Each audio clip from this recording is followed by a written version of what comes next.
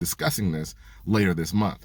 My word for those who get the early release is fearless or fearless. I hadn't worked it out all the way, but usually there's a word that I have that has multiple applications, multifaceted. It's not just one word. For me, it has to be able to do several things, and it's actually a mindset thing. So if I'm fearless, that means there's an absence of fear. Fear is always present. It should be present. There's a lot of stuff out there you should be afraid of, right? That's the intuition speaking to you. But there's things out there that you can do, and you go boldly and do them without fear. I'm going to go do this now. Okay, that's fearless.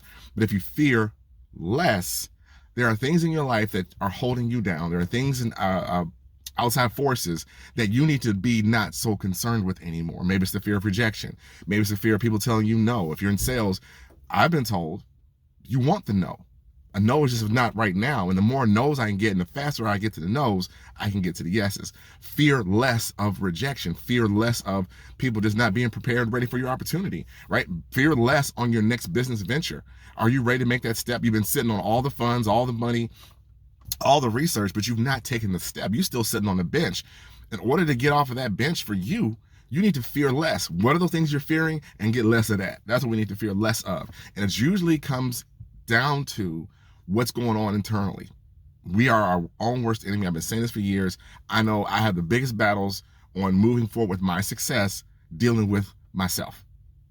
Not necessarily other people. It adds to it, but it's really those quiet moments when I'm alone with my own thoughts, scary, and we have this dialogue and go back and forth of trying to figure out what to do, and then making a decision and going with it, and then making it happen.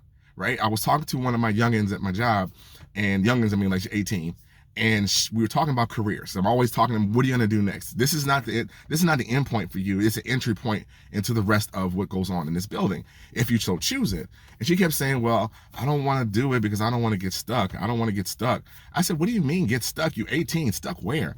Well, just stuck doing something I don't want to do. And I said, you can change, right? You don't have to be stuck. And then I hit her with, don't think stuck. Think steps. Don't think stuck. Think steps. Thinking stuck keeps you stuck. Thinking steps helps your mind get ready to make some moves, some logistical moves, and lay out a plan. That's what you want to do. You want to think steps. Don't think stuck. Anyway, that's all I got.